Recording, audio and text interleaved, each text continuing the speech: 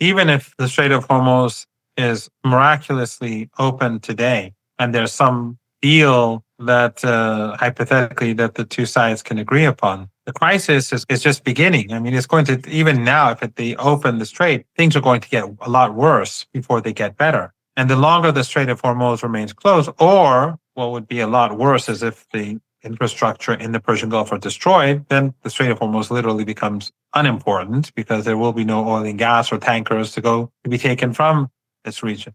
I would imagine that things are going to get a lot worse, and I don't think the war is going to end anytime soon. The future really depends on the route that Trump takes. This is not a situation that the Iranians want.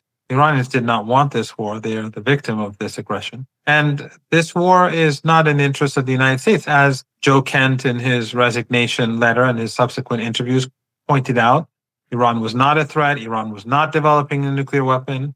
More importantly, this war was brought about because of the Zionist lobby and the Israeli regime. So Americans are sacrificing for this apartheid regime, and the sacrifices are going to increase. And I think it's going to create a huge problem in the United States, but it's going to create a huge problem for every country on this planet because it's going to increase poverty. It's going to cause factories to shut down, businesses to shut down. It's going to make people a lot more poor.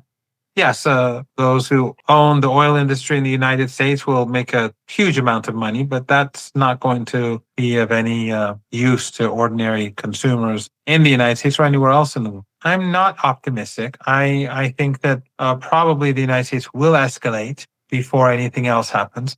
But I have no doubt that Iran is going to persevere. The Iranian population is firmly behind the armed forces and the state and the constitution and the leader. We've seen that on gatherings across the country every night and on many days under missile fire and air strikes. I've been witness to one at a rally in Tehran. They fired missiles at the rally and a woman was killed. But people did not stampede. They didn't run away. I mean, I put footage of this online.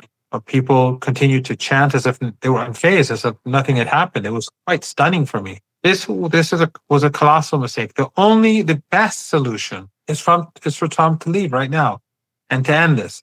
People, even that minority of people who used to be opposed, their views have shifted because a lot of young people, like 18, 19-year-old kids, they are influenced by Western narratives and propaganda. Some of them participated in the violent riots in the past, but they're seeing how schools are bombed and the United States won't even apologize for it. They see ambulances bombed. They see hospitals bombed.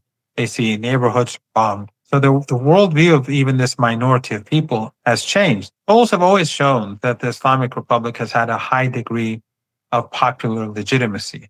And even polls carried out by credible Western institutions like the University of Maryland have always indicated now that popular legitimacy has risen. And one thing that they don't understand in the West is actually that in Iran, we have a constitution, we have checks and balances. The new leader was chosen by an elected body. The president is directly elected.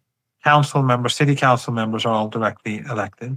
And the very fact that we didn't have a leader for a week, of course, in that week, according to the Constitution, there's a three-man leadership, the president, a representative of the Guardian Council, and the head of the judiciary. But the very fact that under war and after the murder and martyrdom of the leader, the country held together so well, and the armed forces began striking back, and we had no chaos, there were no queues for food or anything like that, I think shows the degree of popular legitimacy. In other words, during that week, it was the Iranian people more than anyone else that kept the country together until a new leader was elected. The problem really is with Western propaganda, Western narratives. They believe their own propaganda. And a lot of that propaganda comes from the Epstein class. They own and control the media.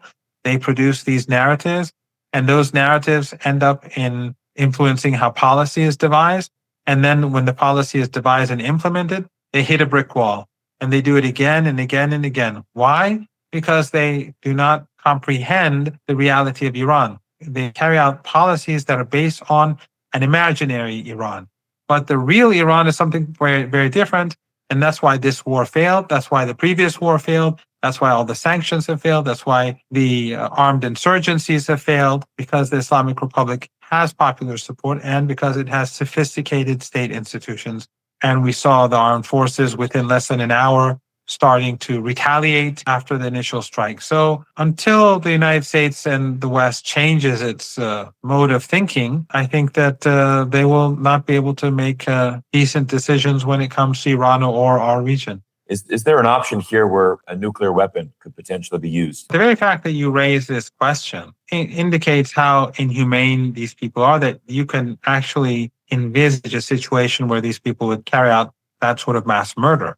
After what they did in Gaza, no one should be surprised. But the very fact that you even raised this question says a lot about who these people are, whether in Washington or in occupied Palestine. But the Iranians are not going to be intimidated, because at the end of the day, this is a war for their survival, regardless of what sort of threats are made. If they back down, then that is the end of their country. They will continue to fight. But if the regime, the United States seriously move in that direction, then I think, first of all, the world will be outraged, and nuclear countries will have a lot to say about what happened. And the entire world, the entire region, countries small, big and small, they'll all move towards nuclear weapons. In an age where we have AI and are far more easy to obtain than they were just a few years ago. I don't think the Iranians are worried at all. Actually, I think they would prefer a ground invasion to take place, because they want this war to be the last war. And so they want to hurt Trump in a way in which he and the political establishment in the United States never again think about attacking Iran. 9 months ago, Iran had the upper hand. They asked for a ceasefire. Ultimately, the Iranians accepted a halt in hostilities. And then here we are again with a much bigger force. So the Iranians are saying, we have to end this war in a way in which no one ever again thinks about invading the country. So even though there will be casualties, but I think the Iranians prefer a ground offensive, and they are confident that Trump will fail. If the United States takes the island, nothing happens. Let's say they block Iran's oil exports. Well, they can block Iran's oil exports now from outside the Persian Gulf. That would only drive the price of energy higher. But if they take the island, obviously that's going to be an escalation. And the Iranians are going to retaliate by destroying the infrastructure, oil and gas infrastructure on the other side of the Persian Gulf. What is now, to a large degree, a short and medium-term crisis. If there is an escalation, oil and gas assets and infrastructure are destroyed, then it becomes a permanent crisis, or a very long-term crisis that will impact everyone across the world, you, me, people across Africa, Asia, Europe, and North America, everywhere. So taking Khark Island doesn't achieve anything. There's nothing significant about such an act. But I think the Iranians are pretty confident that their islands are all well protected. Any attack on any of them will bring about great difficulty for the United States, and they're not going to achieve anything. Let's say that ultimately the United States takes an island or 2 islands or 3 islands. Iran will keep the Strait of Hormuz closed, and Iran has access to the entire Persian Gulf and the Sea of Oman. So they can fire missiles and drones from anywhere and strike tankers. They can strike oil and gas facilities. So taking a couple of islands is only going to make the situation worse, and it's going to lead to the Trump regime losing soldiers. It doesn't make any sense. But Trump is a gambler, and he is, I think, increasingly desperate.